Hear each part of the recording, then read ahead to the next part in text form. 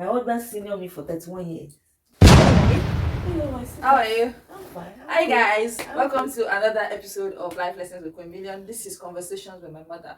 I can see all the love that you're showing for this series, and we are here to bring you some more juice, some more interesting stories and life lessons experiences from mommy. And today we're going to be talking about mommy's experience as a widow.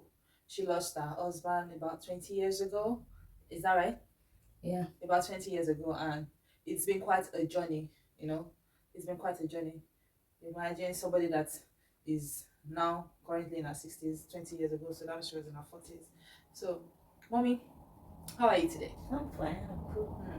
So, what was it like, having, the age gap between you and daddy, and, what was the marriage like? Let's start from there. Beautiful. I married my husband.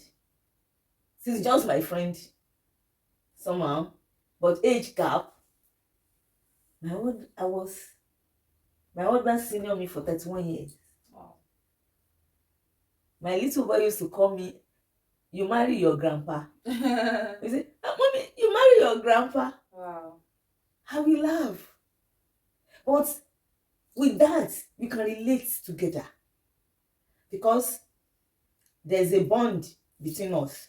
It's like he took me as his own daughter and I took him as my father. Because that is when you can enjoy being married an elderly person. The respect have to be there. In his own, he will love you, you will respect him.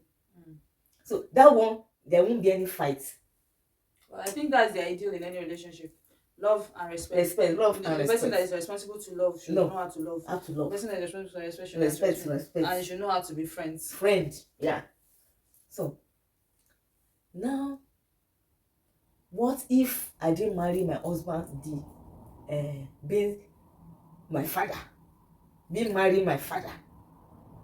What would have been happen? I think I want to give you a scenario that, when a man wanted to sow their color, this is how you will know that you have to take her back. You know what I mean? You take a reverse.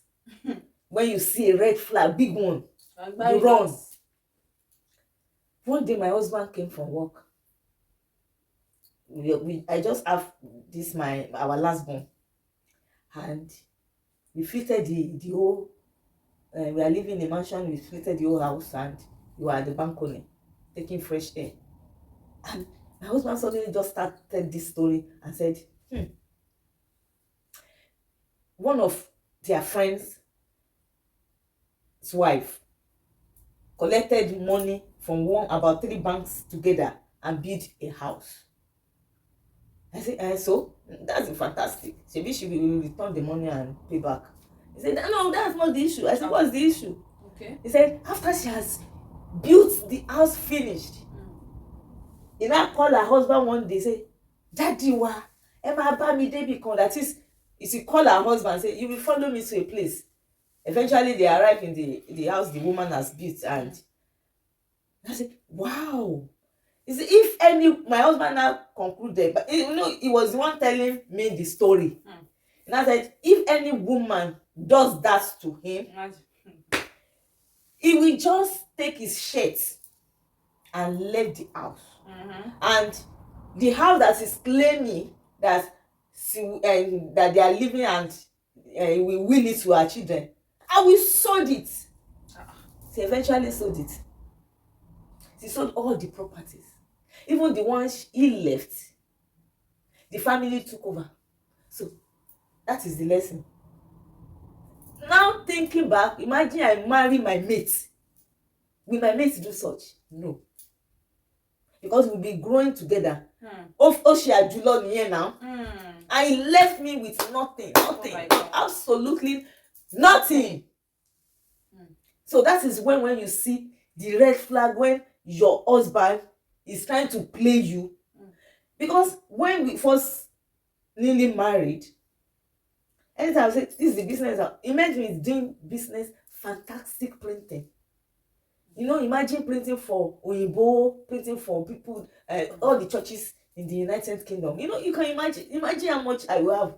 But with respect I have for him, he was the one saving for me, so that to be together. Are you getting it?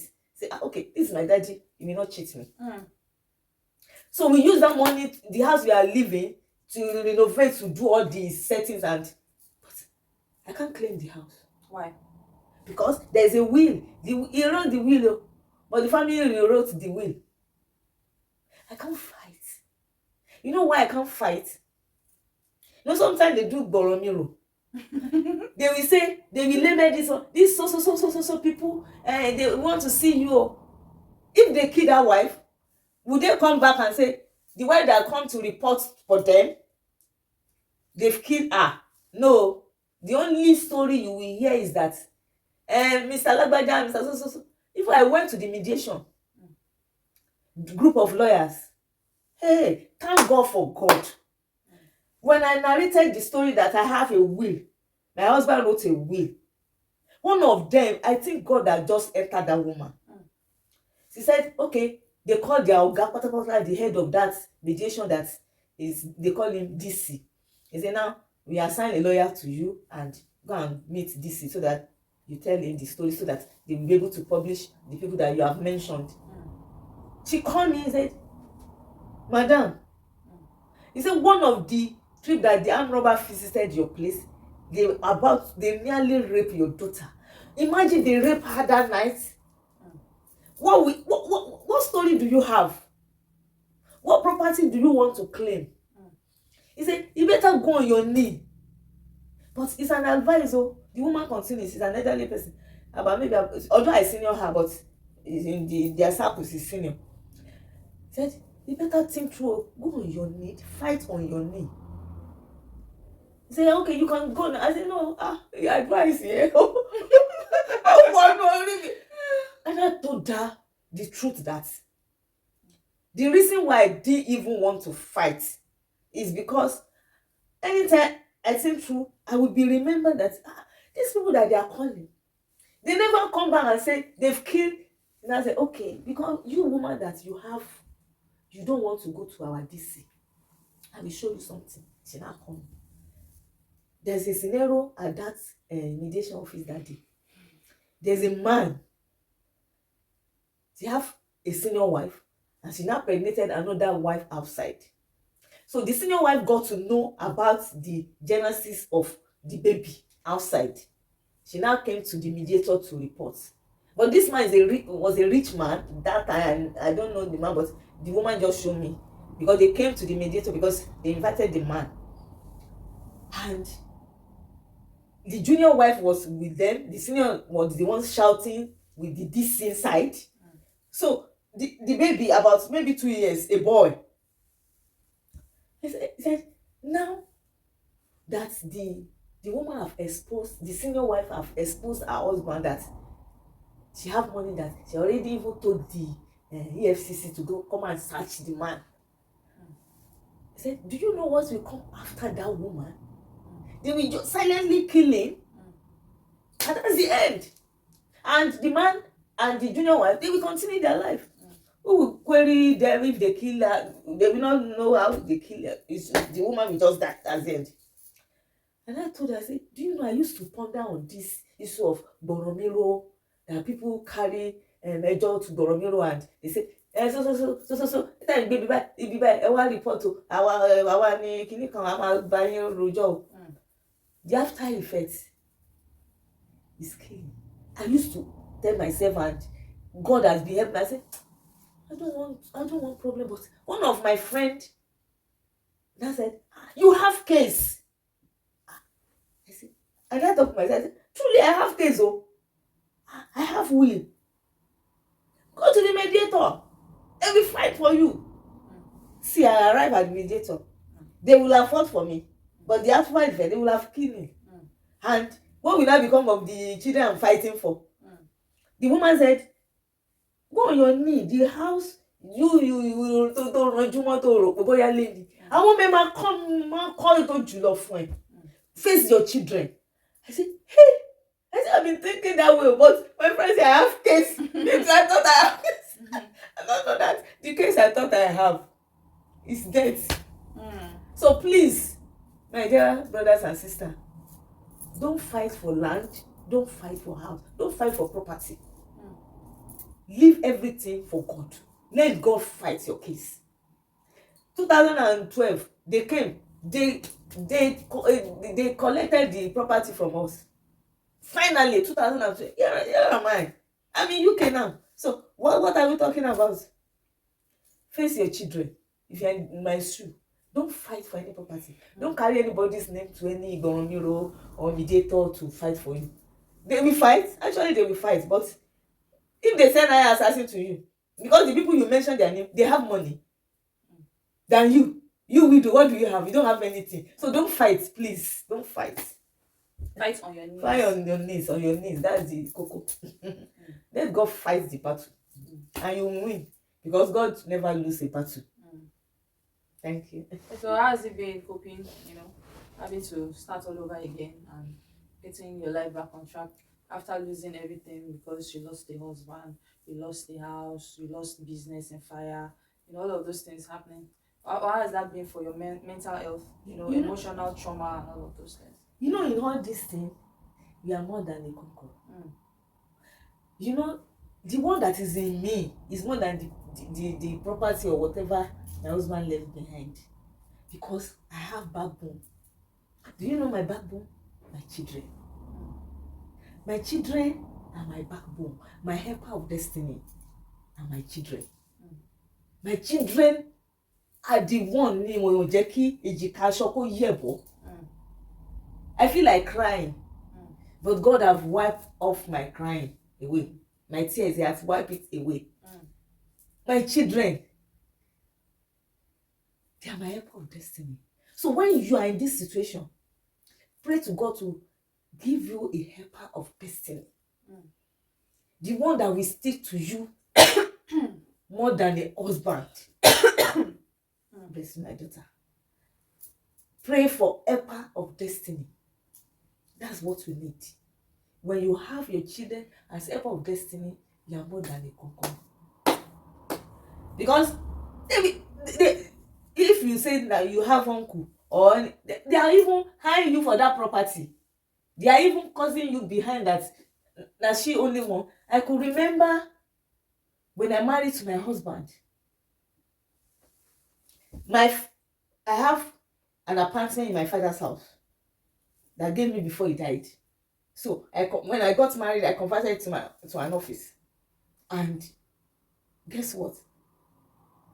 They went to my hometown. They did meeting behind me that have married a professor. Why will I be naming claim on the property? And I told them, I'm going to fight you people. Even my husband supported me that we take them to court. And they said, because I said, don't let us sell this property. Let us give to the developer. They said, no, the property is meant for the children, not for the grandchildren. I said, you people, you don't have future. I told them, if you have future, you know that your children are your greatness. Because whatever you sow now, that is what is going to germinate. And that's what you will reap. If you don't sow anything, forget it. You don't reap anything. He said the reason is behind this is because the most senior will be 80. Then I don't know them me. That is, God owns the hearts of men. And the last one will be 50 then. Only God know what will happen. That's why they want to hit. And in this life, you can't hit your cake and still have it. So they want to hit what the grandchildren will be claiming. They want to eat the seed. They want to eat the seed instead of planting, because by now they will have been reaping it. Because it is already 21 years down the line that they sold the house. They finally sold it. So, talking about that's polygamous house for you. Even the most senior that is claiming that they will be, he never ate you. Was just 62, he died. So now the consequence, they are the one dancing to it now. Because they didn't even share us with that money. I didn't partake in it. And I want my children, my siblings, don't take out of that money. Because they that born us, they have power. So they are not happy with them. that sold the property, because the property is meant for the whole generation to generation, that anybody that come from home will have place to lay their head. But they sold it off. They sold it off. One meant for the generational, they sold it now. So the cost is already on them. So whether they like it or not, that cost, except they have for forgiveness, because it is not meant for selling, but they sold it. So you have to be very careful when you are dealing with property that the dead left.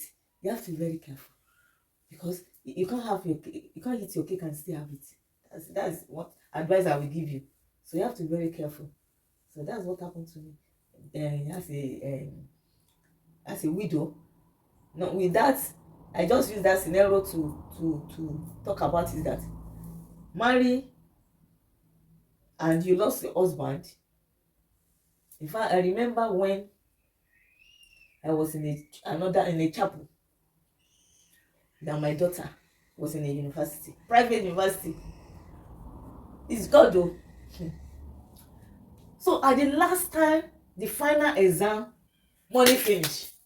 When I say money finish, you will understand that money has finished. I know where to run to. That's where I was worshiping God. And we are in the choir. I and my daughter, we are in the choir, this church. And we went for, say, if they can borrow us,